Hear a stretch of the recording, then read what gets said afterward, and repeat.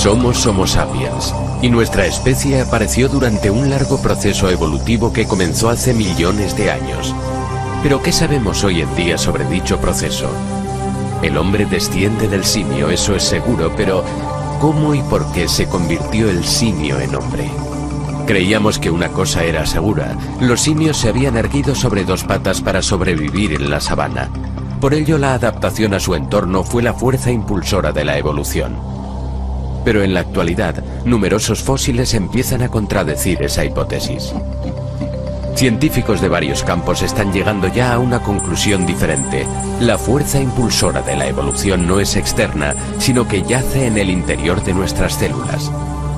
Nace una nueva teoría, una teoría que habla de una historia interna, de una memoria incorporada que trabaja continuamente en nuestro interior. Nuestras mandíbulas lo confirman. Homo sapiens no es el fin de la línea, seguimos evolucionando. Pero ¿en qué nos estamos convirtiendo? ¿Cómo será el Homo futurus, el hombre que nos sucederá? Homo futurus.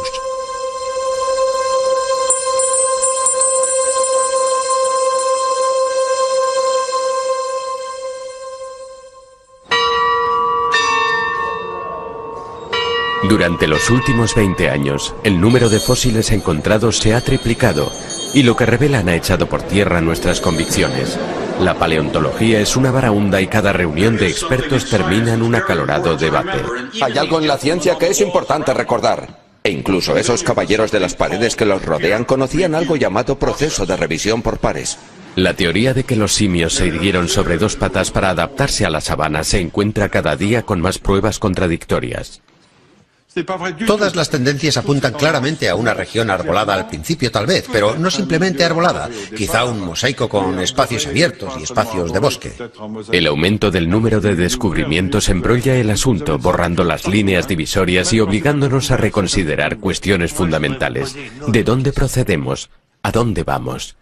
¿Quiénes somos? ¿Cuál es su definición del taxón homínido? ¿Qué son para usted características derivadas? Por homínido me refiero a la rama humana, porque eso se puede debatir. Tenemos colegas que también sitúan a los chimpancés y a los gorilas con los homínidos.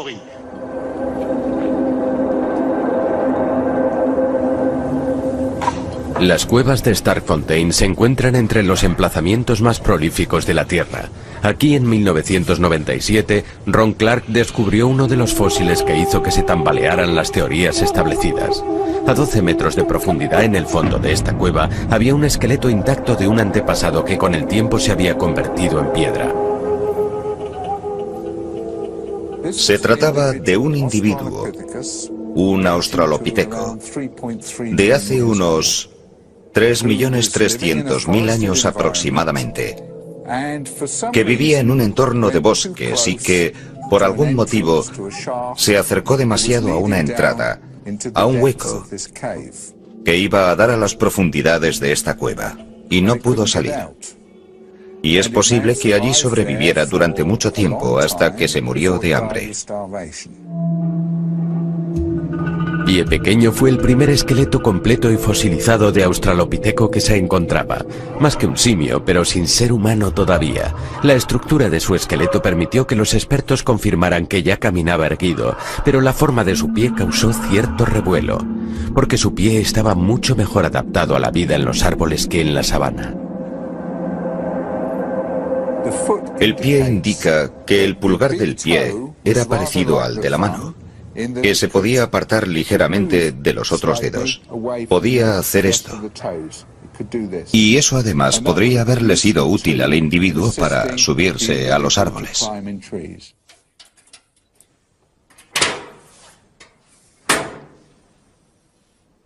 Philip Tobias, considerado uno de los pioneros de la paleontología moderna, ha dirigido personalmente las excavaciones de Starkfontein durante más de un cuarto de siglo. En su opinión, el pie de Pie Pequeño no es la única prueba de que aquel australopiteco vivía principalmente en el bosque. Si observamos todos los restos de los animales, las plantas y los homínidos de los emplazamientos sudafricanos, de los emplazamientos del este de África, nos apuntan a una comunidad de organismos vivos de una zona. Plantas y animales que no están adaptados a la sabana.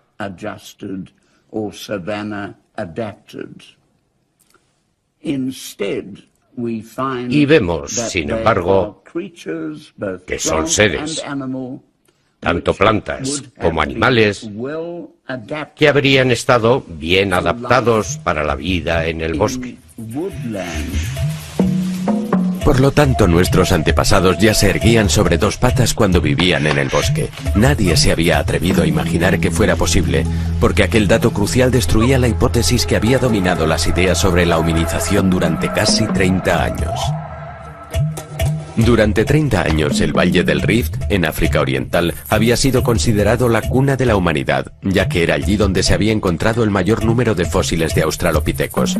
Fue allí donde Donald Johanson e Yves Coppens descubrieron a Lucy en 1974. Entonces era ella nuestra antepasada erguida más antigua. La historia del lado este, o la hipótesis de la sabana, se convirtió en la teoría dominante. Mantenía que la aparición de una división en el gran Valle del Rift africano separó a los grandes simios en dos grupos. Uno se quedó en el oeste, en los bosques, pero en el este el otro grupo se tuvo que adaptar a un nuevo entorno, la sabana. Para sobrevivir y ver a los depredadores, aquellos simios tuvieron que erguirse para mirar por encima de la hierba alta. Esta atractiva hipótesis mantenía que la evolución estaba impulsada por la adaptación al entorno, pero descubrimientos recientes han puesto en duda todo esto.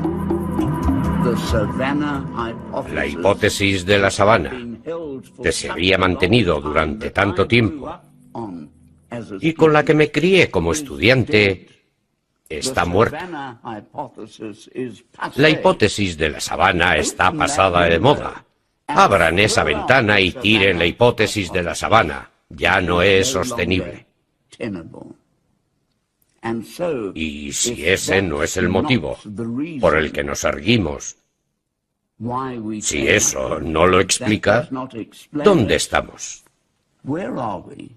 Hemos vuelto a la casilla 1.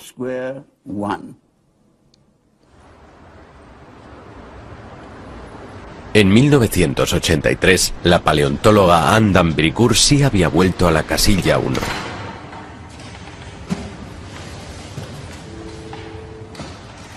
Al igual que muchos de sus colegas, había decidido escribir su disertación sobre la evolución de los maxilares de nuestros antepasados fosilizados.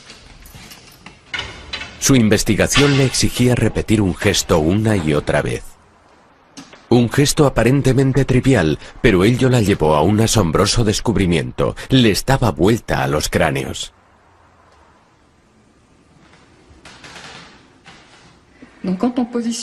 Cuando volvemos a poner el maxilar en su contexto craneal, así, le damos vuelta al cráneo y tratamos de comparar. Esta vez no el maxilar, sino la base de los fósiles de un joven chimpancé, de un neandertal y de un joven sapiens. Al dar vuelta a los cráneos, llegó a la conclusión de que lo que había cambiado de simio a hombre no era simplemente una variación de las proporciones.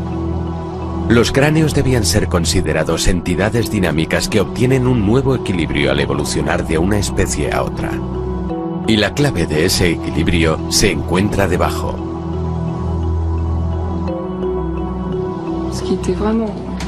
La innovación consistía en que al darnos cuenta de que si la mandíbula cambiaba, la forma de la cara también cambiaba.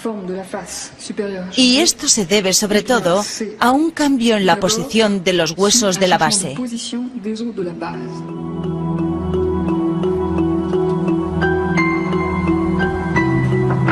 Entonces él ya no lo sabía, pero una ortodoncista se había dado cuenta de la misma cosa. Cuando los niños tienen los dientes mal alineados, ello se debe al desarrollo de todo el cráneo. ¿También trata a adultos? No, solo trato a niños. Poniéndoles aparatos que ejercen presión sobre la base del cráneo directamente, Marie-Joseph Deshaies puede restaurar el equilibrio y tienen mucho más éxito que alineando solamente los propios dientes.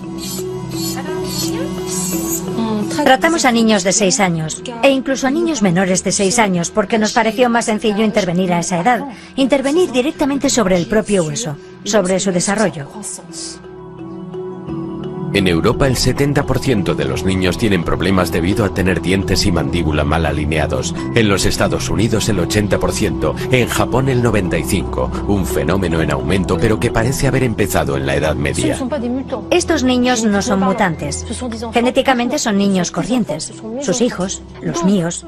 Nos estamos dando cuenta de que las malformaciones dentales son cada día más comunes en todo el mundo y se necesitan ortodoncistas en todas partes. Nos encontramos ante el hecho de que la forma de los maxilares y por lo tanto la de los huesos craneales todavía están evolucionando. Mientras una de estas pioneras estudiaba los maxilares de nuestros hijos y la otra los de nuestros antepasados, ambas descubrían el mismo fenómeno evolutivo. Cuando comparamos especies fosilizadas, sin siquiera tener en cuenta su clasificación, observamos que la forma siempre evoluciona en la misma dirección. En los primeros primates, la base craneal es plana. Luego, cuanto más nos acercamos a Homo sapiens, más se dobla hacia abajo. Y cuanto más se dobla hacia la base, más erguida está la especie correspondiente.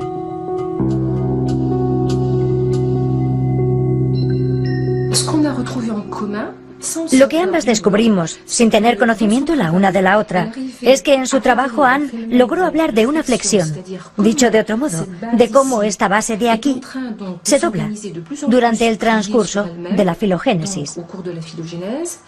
Y luego yo, durante el transcurso de la ontogénesis o desarrollo temprano del niño, me di cuenta del hecho de que esta base se estaba doblando, pero no estaba necesariamente doblada o flexionada por igual en todos los niños. Cada una de ellas registra, mide y analiza este fenómeno. Durante el transcurso de la evolución, la base del cráneo se dobla más y más hacia abajo, y la mala alineación dental que se da en los niños de hoy en día se puede explicar mediante las diferencias de ángulo que eso crea. Pero ¿cuál es la clave de esa flexión?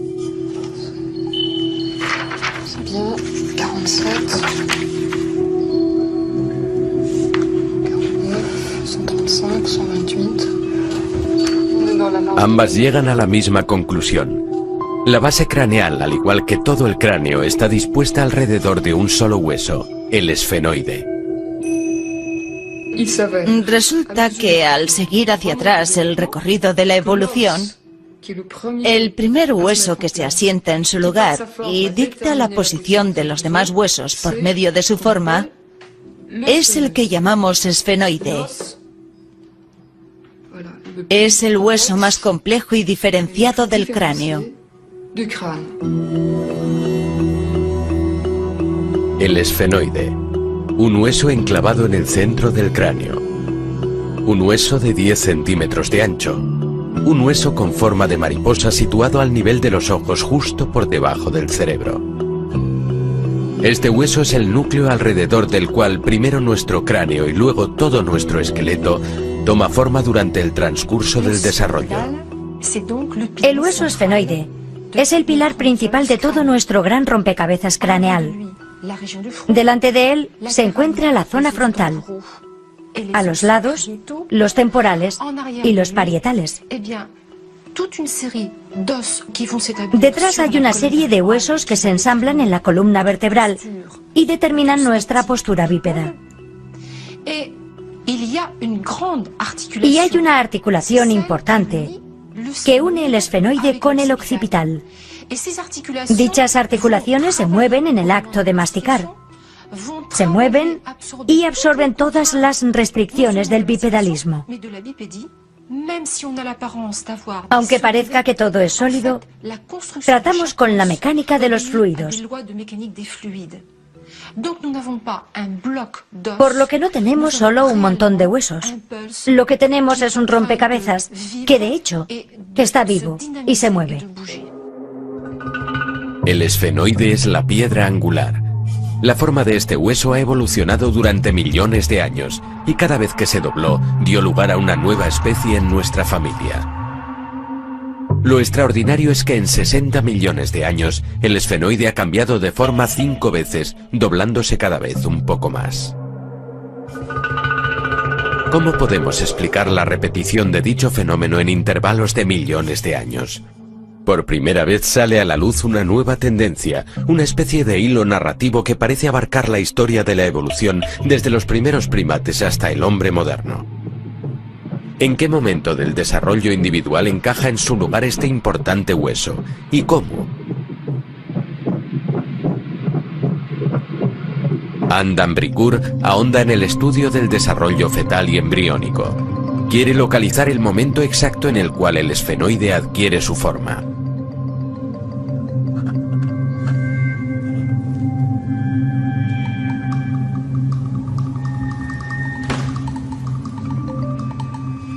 Remontándome a antes del periodo fetal y leyendo todo lo que se había escrito, descrito y publicado sobre la flexión de la base, conseguí localizar el momento en el que se forma el cráneo. La base craneal se forma por sí misma y el momento de la flexión es muy evidente. Es entre las 7 y las 8 semanas. Dicho de otro modo, prácticamente al final del periodo embriónico, justo antes de que comience el periodo fetal. El esfenoide es el primer hueso que se forma en el embrión. Durante los primeros días de vida es plano, como en todos los mamíferos. Luego el cerebro y el sistema nervioso van apareciendo y el esfenoide se dobla y se abre.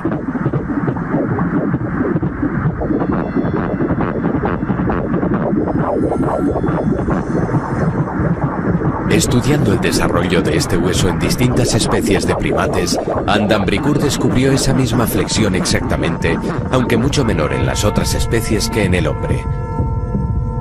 Como si fuera causada por la misma fuerza impulsora. Como si en algún lugar de nuestro interior hubiera una memoria de la especie, una memoria del camino que ha seguido la evolución. Es evidente que existe una memoria incorporada, ya que si no la hubiera, la importante flexión de la base no ocurriría. Si por alguna desgracia el esfenoide del embrión no se dobla, este es el aspecto del cráneo del niño. No es viable, evidentemente. El cerebro casi no está formado y la mandíbula es enorme, unas proporciones que recuerdan ostensiblemente las de cráneos arcaicos. No hay rotación en el occipital. No vemos que el esfenoide se haya doblado. Es muy característico. Es increíble. ¿Y el tamaño de la mandíbula? Sí, muy grande. Sobre todo el maxilar superior, un rasgo muy primitivo. Es muy característico. Es un interesante y breve resumen de la evolución humana. Si la memoria de este proceso ha sido pasada durante millones de años, tiene que existir en algún lugar del interior de nuestras células. La fuerza impulsora de nuestra evolución no es algo exterior. Parece haber una lógica incorporada. De hecho, nuestro proceso evolutivo es una historia interna que ha guiado a nuestros antepasados de hace 60 millones de años hacia el hombre de hoy y ya nos está guiando hacia el hombre de mañana. Es una historia interna invariable. El exterior solo entra en juego después, de un modo secundario. Entonces es evidente que lo que surge de este nuevo enfoque, tras 20 y tantos años, es que aunque el entorno puede jugar un papel, es insuficiente.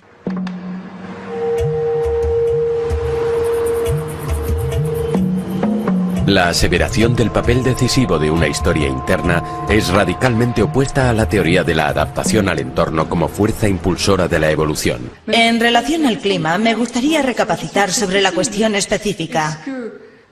Cuando Anne d'Ambricourt presentó su descubrimiento y la hipótesis de la historia interna por primera vez en la Academia de Ciencias, se encontró una fuerte resistencia. Quiero que Anne d'Ambricourt sepa que la he escuchado atentamente. Siempre me interesa lo que tenga que decir. Hemos estado mucho tiempo en desacuerdo en cuanto a la adaptación al entorno, pero sigo convencido de que el homínido, el prehumano de épocas prehistóricas, estaba totalmente sujeto al entorno. Lo siento. ¿Se imagina que los humanos surgieran hace 60 millones de años y se mantuviera humano? No es evolucionista. Todos se aferran firmemente a sus convicciones.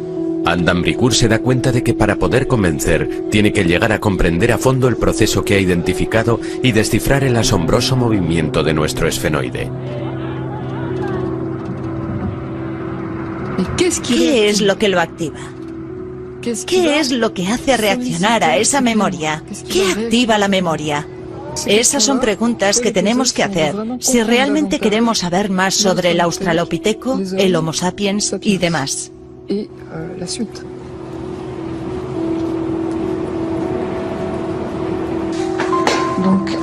Adam Bricourt está recopilando mediciones para tratar de encontrar la fórmula matemática que explique la flexión de la base craneal en el transcurso de millones de años. Está intentando localizar los momentos sucesivos de la evolución homínida en los que rotó el esfenoide. Las alas del esfenoide y las alas más grandes que van hacia los lados. Profesor Tobias. Bienvenida, bienvenida. Me alegro mucho de volverlo a ver. Me encanta verla. Bienvenida, bienvenida a Johannesburgo. Gracias. Y a la Universidad de Witwatersrand. Philip Tobias siempre ha apoyado a Anne y la ha animado en su trabajo. Unos hermosos fósiles. Hoy le ha concedido acceso a toda su colección, un tesoro poco común fruto de toda una vida de investigación. Esa hermosa superficie de ahí. Un condilo es convexo, no cóncavo. Sí. Ese condilo es muy grande para un homínido primitivo. Sobre esta mesa se encuentran 3,5 millones de años de nuestra historia. Fósiles de homínidos a los que Anne puede dar vuelta y examinar con libertad para medir la flexión de su base. Es como hacer un rompecabezas. Ha avanzado mucho desde aquellos tiempos. Y si me permite que se lo diga, todavía le queda mucho camino. Tuvo que dedicar 10 años a investigar por todo el globo para poder describir con exactitud las transformaciones del esfenoide a lo largo del tiempo. Pero lo que descubrió confirmó su corazonada. La evolución homínida no ocurrió gradualmente, sino en grandes etapas. Los periodos de estabilidad entre cada flexión de la base se acortaban progresivamente, y cada vez que el esfenoide continuaba su movimiento, se daba un nuevo paso en el proceso de hominización. La historia contada por las sucesivas flexiones del esfenoide es la historia de las grandes mutaciones que condujeron al hombre. Esta es nuestra historia. Y aquí tenemos la asombrosa historia de los mamíferos. La base del cráneo es plana. Luego empieza a doblarse y parece no poder detenerse una vez que el proceso ha comenzado.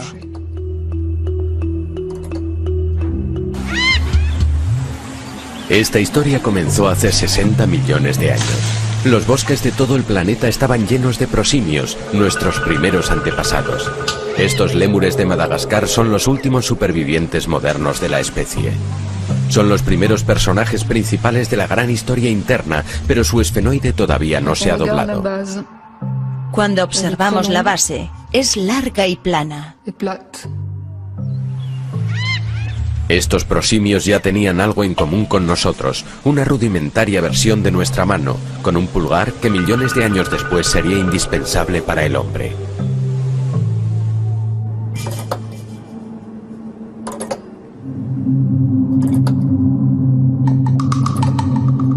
Hace 40 millones de años, el esfenoide se dobla por primera vez, causando la primera gran mutación de nuestra historia. Este fenómeno no se observa en ninguna otra familia importante aparte de la nuestra. Lo que vemos inmediatamente es que la base del cráneo deja de ser plana. En los simios hay una ligera flexión en la base. Esto marca la aparición de los monos. Cientos de especies que durante 40 millones de años han poblado los bosques de todo el planeta. Esta mutación, al igual que las posteriores, trajo consigo nuevas facultades. Y con ella los ojos han cambiado de posición para mirar al frente directamente, haciendo posible la estereoscopia. Este es un momento crucial. El tiempo parece contraerse. Las grandes mutaciones de la hominización empiezan a sucederse más y más próximas en el tiempo, como si un reloj interno empezase a correr cada vez con mayor rapidez. Por segunda vez presenciamos una deformación del esfenoide. Todo el cráneo se desarrolla alrededor de una base que está más flexionada, y el cerebro se vuelve más complejo, y la cara menos prognata. Esta es la aparición de los grandes simios. Ellos también pueblan todo el planeta. Hubo docenas de especies, aunque solo 4 han sobrevivido hasta nuestra era: chimpancés, gorilas, orangutanes y bonobos. En la actualidad son nuestros parientes más cercanos. Compartimos con ellos más del 98% de nuestros genes. La flexión de su esfenoide permitió el desarrollo de un cerebro más complejo. Emplean herramientas, son capaces de pensar estratégicamente y muestran indicios de conciencia, así como cierto sentido del humor. Pueden ser el principio, el primer indicio rudimentario de que una proclividad o capacidad cultural está anunciando su presencia.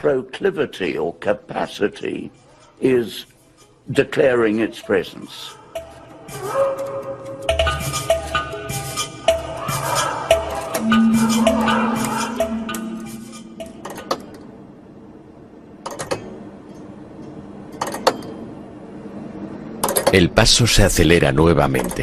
Hace 6 millones de años el esfenoide se dobla una tercera vez en la misma dirección.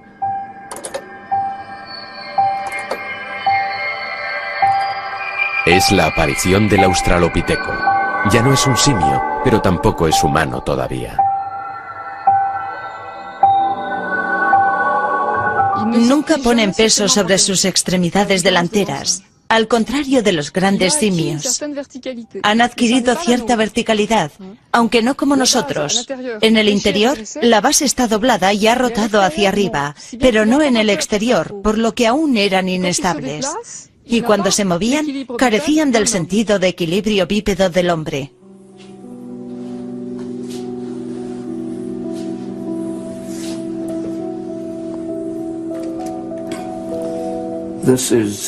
Este es el famoso niño pequeño. Tenemos la hermosa cara.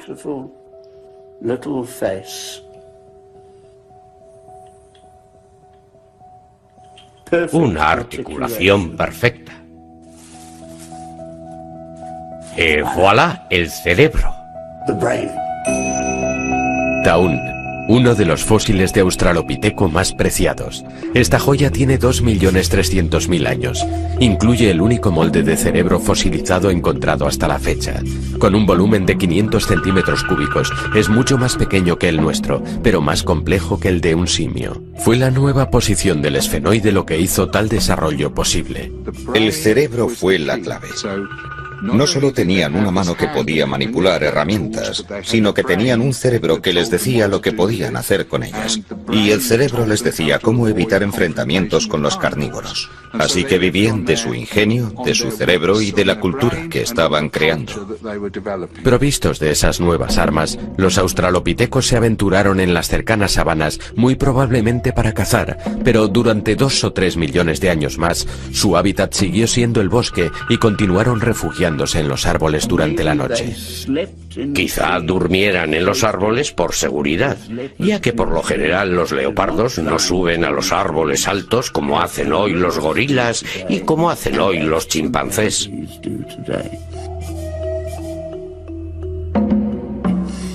Eso parece ser un nuevo tipo de paradigma para la verticalidad. Por lo que antes de bajar a tierra ya estaban hasta cierto grado erguidos, verticales, y habían desarrollado nuevos rasgos homínidos que les permitían verticalidad y caminar y correr sobre 2 piernas.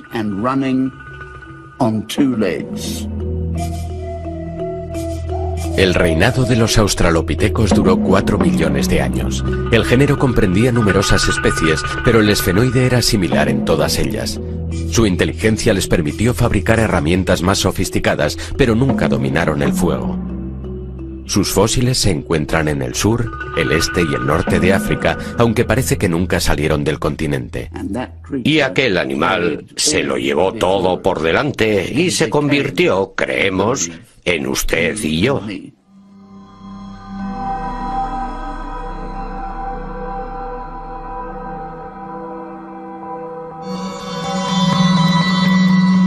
Hace 2 millones de años hubo una cuarta contracción del tiempo. El esfenoide se dobló y nuestros antepasados se enderezaron más todavía.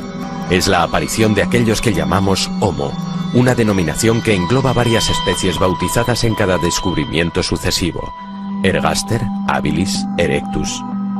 Pero todos presentan una flexión similar del esfenoide. Tienen la pelvis diferente. Las proporciones de las extremidades son distintas. El hombre es un caminante, un corredor, nuevo equilibrio bípedo, nuevo desarrollo psicomotor y, una vez más, la misma pauta. La base craneal tiene un esfenoide que ha rotado más todavía. Lo que cambia con la primera aparición del Homo es la aparición del lenguaje.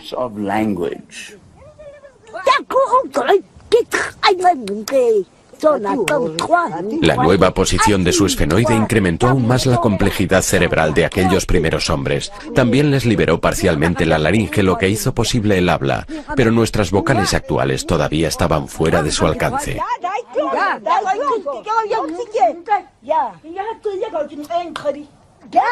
Estas mujeres son los últimos hablantes de Khoisan, uno de los lenguajes de los Bushmen. Fonéticamente es uno de los lenguajes más ricos del mundo. Comprende todos los sonidos que utilizamos y también incluye los que utilizaron los primeros hombres. Tienen todo un sistema muy desarrollado de clics hechos con la boca y la lengua que entonces sustituían a las vocales. Tienen el clic dental, el clic lateral, el alveopalatal, el palatal y el bilabial, específico de este lenguaje. Antes de haber desarrollado la laringe por completo, utilizábamos la lengua para hacer clic con los dientes, con el paladar, en los lados de la boca, y para eso no se precisaban vocales. En un lenguaje bastante primitivo, se podían hacer distinciones empleando esos sonidos contrastados.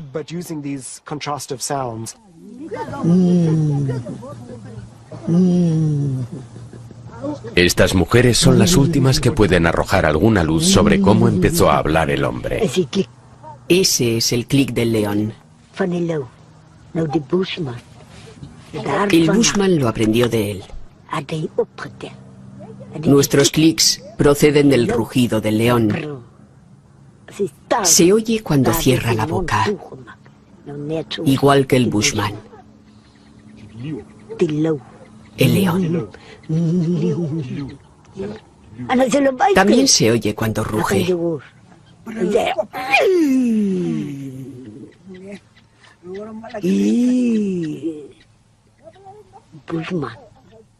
El Bushman también escucha cómo cotorrean las aves. Dicen, ahí están, ahí están. El ave tiene ese clic. Todos los animales tienen su clic. Como el león, todos ellos. Los hombres, al igual que los animales, tienen su clic.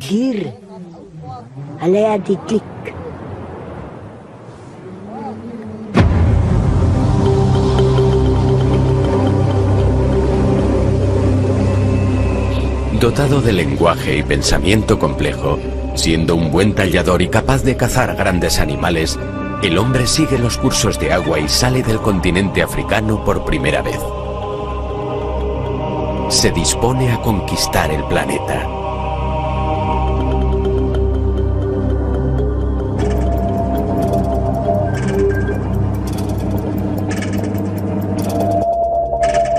Hace 160.000 años, el reloj sonó una vez más. El esfenoide se dobla una quinta vez.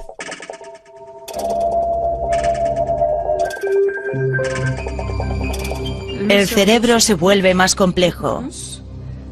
Tiene mejor suministro de sangre. Y naturalmente, tras esta evolución biológica, vamos a ver una evolución cultural muy rápidamente. Es la aparición de Homo sapiens. C'est l'Homo sapiens qui apparaît.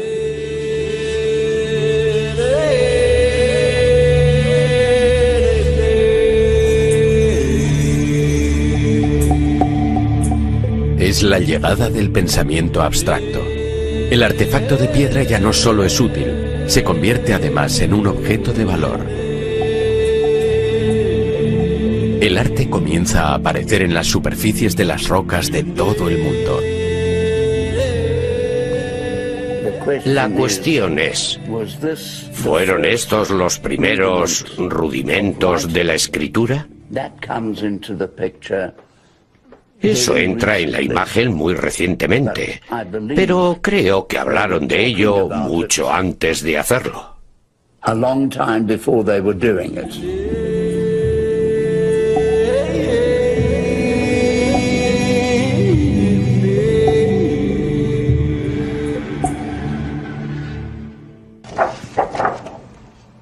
Lo extraordinario del descubrimiento de Adam Bricoeur es que en modo alguno cuestiona la clasificación tradicional de los fósiles. Al contrario, el ángulo formado por la base del cráneo se convierte en un criterio de medición de la especie a la que el fósil pertenezca. Por ejemplo, nos permite dar respuesta al dilema creado por Toumaï, un cráneo fosilizado de más de 6 millones de años, considerado como el miembro más antiguo de la familia humana. ¿Es Toumaï un australopiteco o sigue siendo solo un simio? Anne solo tiene acceso a los moldes y a las fotos de Toumaï, pero aún así logra tomar medidas y comparar los ángulos de su base craneal con los de los fósiles que ha estudiado. Esta base es larga, demasiado larga para un homínido. Es demasiado larga. Es un simio deformado. Por el momento, con estos elementos no hay nada que nos lleve a pensar que es un homínido. Esta nueva versión de nuestra historia aporta además soluciones a enigmas con los que las teorías anteriores tenían cada vez más problemas para resolverlos. Uno de esos enigmas es cómo pobló el hombre la Tierra. Sabemos que Homo apareció en África hace 2 millones de años y que salió de ella para colonizar el mundo. Las teorías clásicas mantienen que la evolución en Homo sapiens sucedió una vez más en África hace 160.000 años. Sapiens tendría que haber salido entonces del continente una segunda vez para repoblar el mundo y otras especies tendrían que haber desaparecido misteriosamente. Ahora algunos datos contradicen esa opinión. En China el interés por la prehistoria es reciente, data de hace tan solo 70 años. Pero los descubrimientos realizados allí dan lugar a numerosas preguntas. Los fósiles chinos demuestran que el hombre arcaico llegó a Asia hace más de 1 millón de años. Pero prueban que la evolución en Homo sapiens también tuvo lugar allí, un fenómeno que las teorías clásicas no pueden explicar. Adam Bricoeur ha venido aquí a examinar a Dali, un fósil de hace 200 o 300.000 años. El extraordinario cráneo está en manos del renombrado paleontólogo chino Wu Xinxi. Este fósil ya no es un Homo erectus, es muy moderno. Sin embargo, toda la parte superior de la cara, la bóveda y todo lo que forma el cerebro del feto, del niño y del adulto, sigue siendo arcaico. Las crestas supraorbitales han cambiado. Ya no son tan gruesas. Y ahí el ángulo es mucho más arcaico. El proceso frontal también es arcaico. Hay 2 precursores de hombre moderno, porque el hombre siguió evolucionando tras haber emigrado y haberse asentado en distintas regiones del planeta. Eso explica la existencia de Dali en Asia y de neandertales en otros sitios. Son 2 historias diferentes. Dali prueba que el hombre arcaico evolucionó en Sapiens simultáneamente en distintas partes del globo. ¿Puede esto significar que no hubo solo una, sino varias cunas de la humanidad moderna? Marie-Joseph Deshaies también fue a China, donde sus observaciones sobre las diferencias en las estructuras craneales entre niños chinos y europeos la llevaron a la misma conclusión. En Beijing vimos a niños mayores que parecían haber tenido la misma malformación, pero habían sido tratados en un tiempo récord. Eso no se puede explicar por medio de los aparatos y procedimientos utilizados. Lo más probable es que haya alguna diferencia en la estructura craneal y el desarrollo haya facilitado el tratamiento.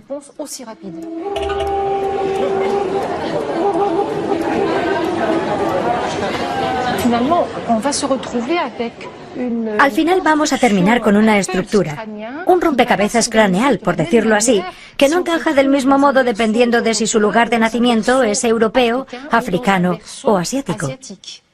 En mi opinión, será a través del estudio de niños actuales como llegaremos a comprender cómo estuvieron organizados los distintos lugares de origen de la humanidad.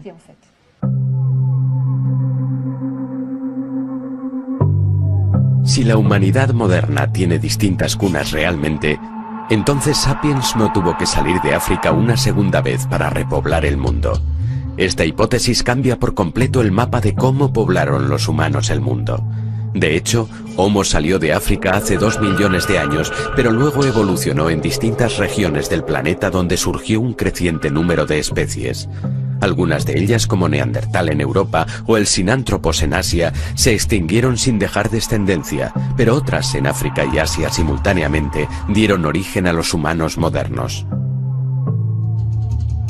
¿Cómo podemos explicar entonces la lógica que lleva al esfenoide y al cráneo a cambiar del mismo modo en todas las partes del planeta? ¿Qué es lo que permite que esa memoria exista y se transmita? En la actualidad, el campo de la genética está aportando respuestas a los paleontólogos.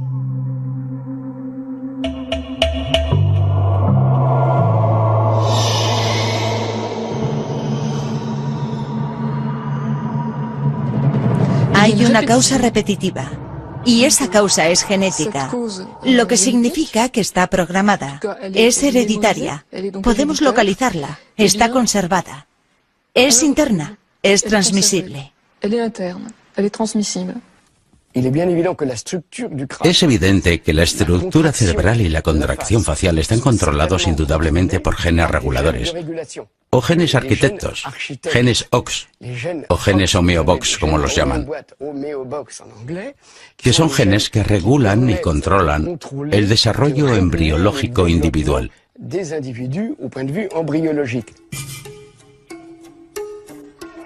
Esto es un axolote, una pequeña salamandra acuática que se encuentra en México. Este animal ha permitido a los científicos dilucidar el papel de los genes reguladores. Inyectándole una hormona que estimula uno de sus genes en concreto, el desarrollo del axolote se puede alterar significativamente. Al cabo de unos días, las branquias que tiene a ambos lados de la cabeza empiezan a encoger. Y encogen un poco más. Luego desaparecen. Y el axolote abandona el agua. Se ha convertido en un animal terrestre equipado con un par de pulmones. No hace falta 1 millón de mutaciones. La mutación de solo 2 o 4 genes reguladores puede cambiar la estructura de un organismo por completo. De este modo, la mutación de unos cuantos genes basta para explicar las espectaculares diferencias morfológicas que nos distinguen de los simios, a pesar del hecho de que compartamos el 98% de nuestros genes. Dicho de otro modo, las mutaciones que ocurren al principio del desarrollo son extremadamente importantes. Una mutación que ocurre en ese momento puede cambiar el programa de la vida.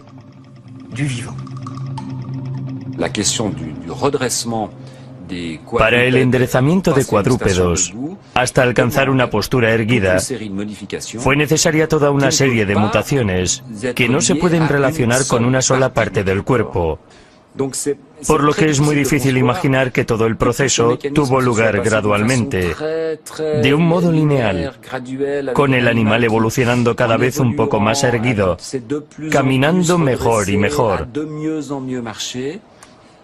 Lo que sigue siendo el pensamiento predominante en este campo En lugar de imaginar una transformación relativamente importante que en un momento dado le aportó a una especie los rasgos morfológicos necesarios para erguirse de un modo más o menos estable sobre dos piernas y andar.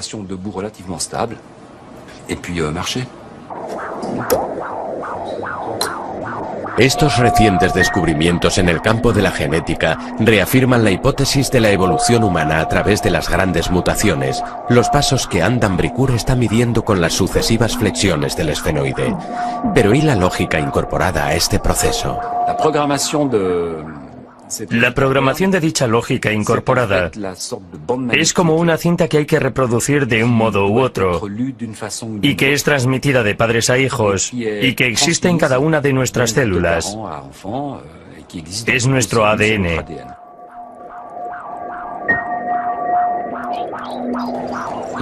El embrión se enfrenta a un problema y es un problema formidable. Y es llegar al final sin saber qué es lo que va a pasar y sin saber qué hay al final. Es una máquina que se pone en marcha, que se activa a sí misma y que pasa por distintas fases que dan lugar a otras y que siguen una especie de lógica, como un canal que siempre nos lleva al mismo lugar, ya que la solución de esta ecuación es relativamente única. Si en un momento cometemos un error, todo ha terminado. En el plano evolutivo, esto puede ser lo que les ocurrió a los neandertales. Pertenecían a una especie humana distinta que cohabitó Europa con nuestros antepasados humanos hace 30.000 años. Pero desaparecieron sin dejar descendiente alguno. Una teoría reciente propone que su cerebro era demasiado grande en relación a su estructura craneal y a su metabolismo. Tal vez no eran la solución adecuada. Tenemos las mismas pautas básicas durante toda la evolución. Más especies desaparecen, se extinguen. Son incapaces de sobrevivir a los dramáticos cambios climáticos y ecológicos que aquellas que poseen las mutaciones apropiadas, que son las que sobreviven. La evolución es la excepción. La extinción es la regla.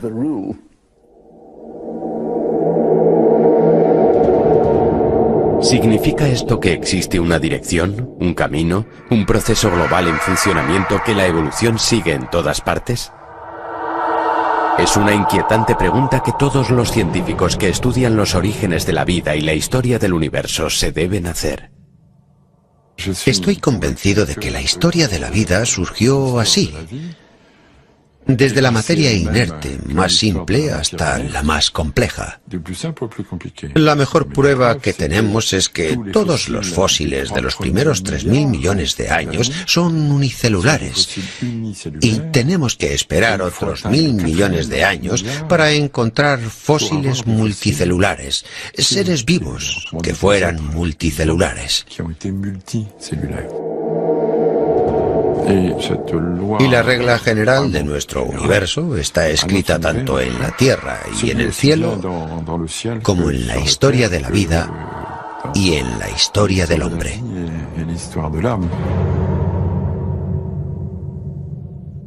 Por lo tanto, hay leyes generales como la de la complejidad creciente que regulan el universo de la vida y la materia. Leyes observables e inexplicables hasta el momento y que determinan la historia humana, así como la de nuestro universo. Según dichas leyes, nuestro esfenoide volverá a inclinarse un día dando a luz al hombre que nos sucederá.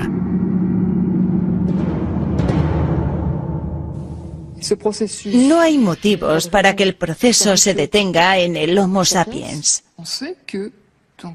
Tenemos motivos para creer que dentro de varios miles de años, las distintas poblaciones evolucionarán simultáneamente, al mismo tiempo.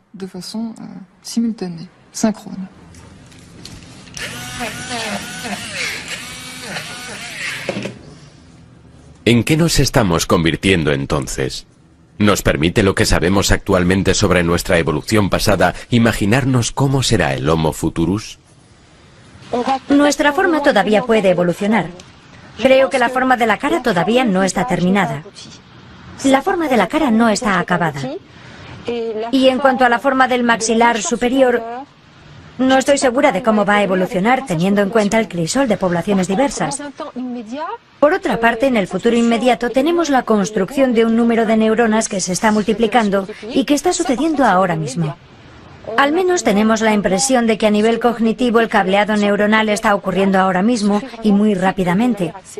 Por lo que la evolución cognitiva en los niños jóvenes, la evolución neuronal, es algo de lo que podemos estar seguros ahora mismo. Está muy cerca. Es imposible saber cuándo volverá a rotar nuestro esfenoide. Pero ¿cómo no vamos a pensar que los cambios actuales de nuestro cráneo pueden ser los precursores de nuestra siguiente gran mutación? La tendencia que empezó hace 5 millones de años, el aumento de capacidad craneal, la retracción de la cara, el redondeado del cráneo posterior, la reducción de los maxilares, es una tendencia que comenzaron, que continúan y que continuarán.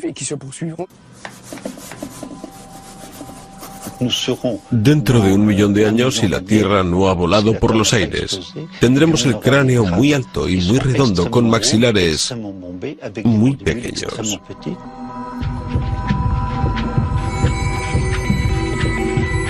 Los científicos predicen que nuestro cerebro se volverá más complejo todavía.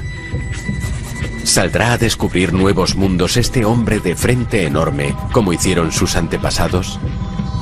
¿Se convertirá el Homo Futurus en el extraterrestre de nuestra imaginación? También nos podemos imaginar muchos aparatos electrónicos sobre la piel, bajo la piel, dentro de los órganos o sustituyendo a los órganos. Por primera vez desde el principio de la vida, animales, seres humanos, podrán influir en su propia evolución. Con el poder que la ciencia le ha otorgado al hombre para intervenir en el núcleo de sus propias células, ¿no intentará guiar el argumento de su historia interna? ¿Le dará Homo sapiens a Homo Futurus tiempo suficiente para que lo suceda? Si el hombre no consigue controlar su población y salvar los recursos del planeta, se arriesga a la extinción. Lo que significa que el mundo se convertirá de nuevo en lo que realmente es. Dicho de otro modo, en un mundo de bacterias, artrópodos e insectos. También podemos esperar que esos humanos sean conscientes de su lugar de nacimiento, que ya no será África, sino todo el planeta.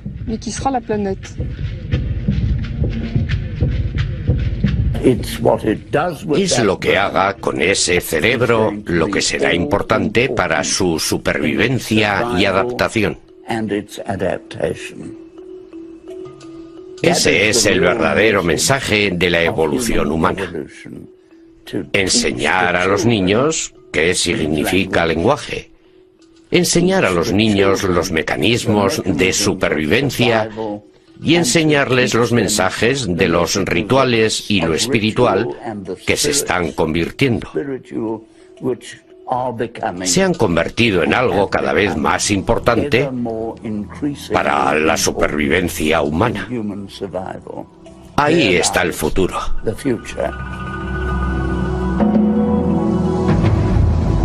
Somos Homo sapiens.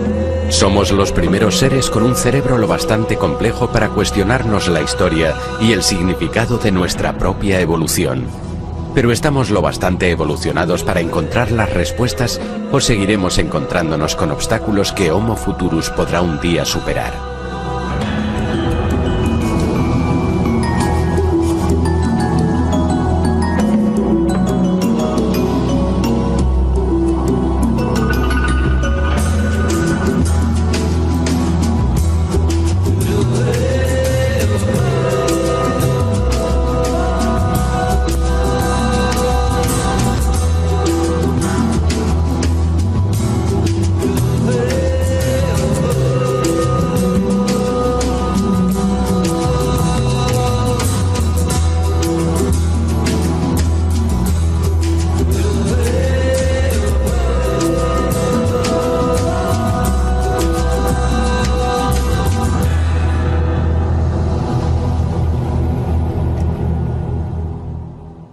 asentamientos más prolíficos de la Tierra.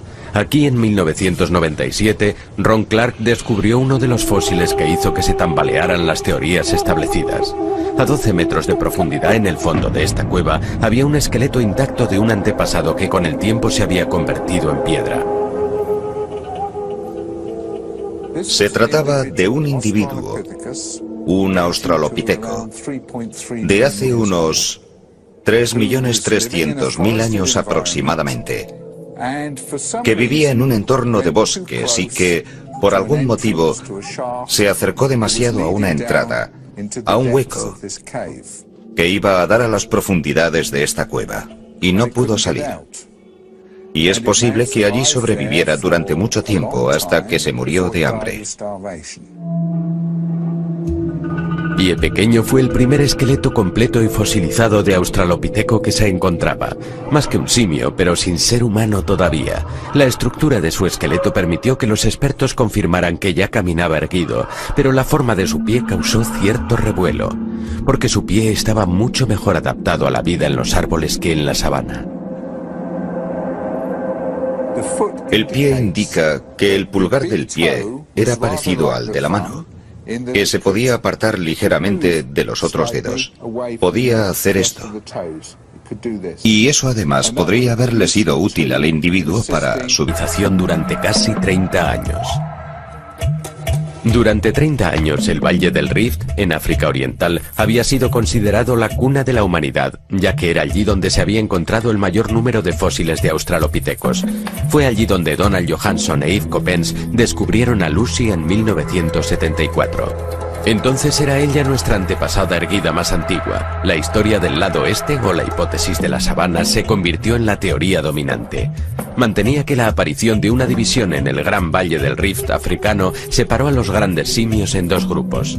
Uno se quedó en el oeste, en los bosques, pero en el este el otro grupo se tuvo que adaptar a un nuevo entorno, la sabana. Para sobrevivir y ver a los depredadores, aquellos simios tuvieron que erguirse para mirar por encima de la hierba alta. Esta atractiva hipótesis mantenía que la evolución estaba impulsada por la adaptación al entorno, pero descubrimientos recientes han puesto en duda todo esto. La hipótesis de la sabana, que se había mantenido durante tanto tiempo y con la que me crié como estudiante, está muerta. La hipótesis de la sabana está pasada de moda. Abran esa ventana y tiren la hipótesis de la sabana. Ya no es sostenible. Y si ese no es el motivo por el que nos erguimos,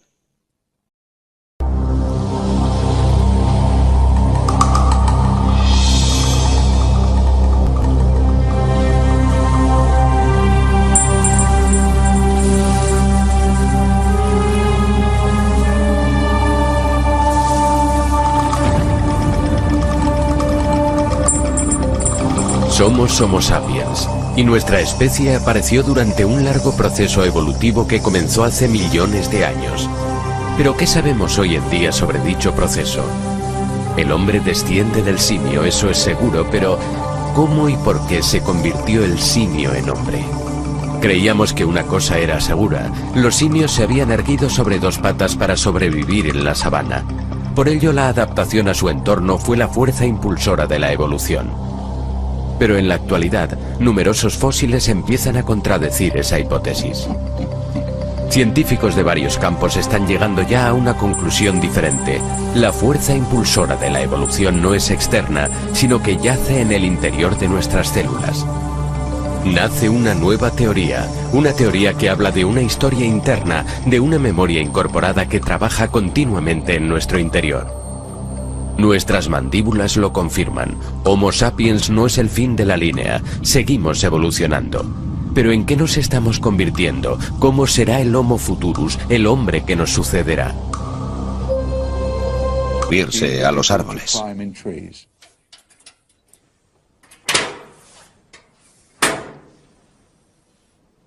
Philip Tobias, considerado uno de los pioneros de la paleontología moderna, ha dirigido personalmente las excavaciones de Starkfontein durante más de un cuarto de siglo. En su opinión, el pie de pie pequeño no es la única prueba de que aquel australopiteco vivía principalmente en el bosque. Si observamos todos los restos de los animales, las plantas y los homínidos de los emplazamientos sudafricanos, de los emplazamientos del este de África, nos apuntan a una comunidad de organismos vivos de una zona. Plantas y animales que no están adaptados a la sabana.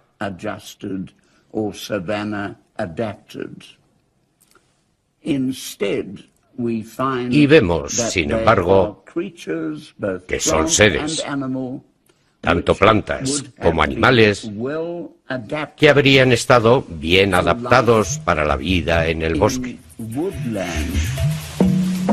Por lo tanto, nuestros antepasados ya se erguían sobre dos patas cuando vivían en el bosque. Nadie se había atrevido a imaginar que fuera posible, porque aquel dato crucial destruía la hipótesis que había dominado las ideas sobre la hominidad. Homo futurus.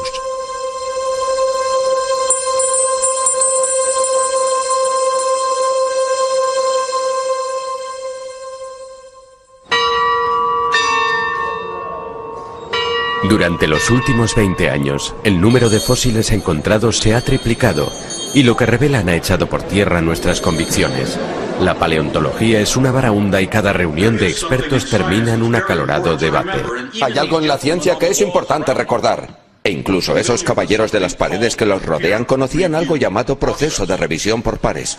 La teoría de que los simios se irguieron sobre dos patas para adaptarse a la sabana se encuentra cada día con más pruebas contradictorias. Todas las tendencias apuntan claramente a una región arbolada al principio tal vez, pero no simplemente arbolada, quizá un mosaico con espacios abiertos y espacios de bosque. El aumento del número de descubrimientos embrolla el asunto, borrando las líneas divisorias y obligándonos a reconsiderar cuestiones fundamentales. ¿De dónde procedemos? ¿A dónde vamos? ¿Quiénes somos? ¿Cuál es su definición del taxón homínido? ¿Qué son para usted características derivadas? Por homínido me refiero a la rama humana porque eso se puede debatir. Tenemos colegas que también sitúan a los chimpancés y a los gorilas con los homínidos.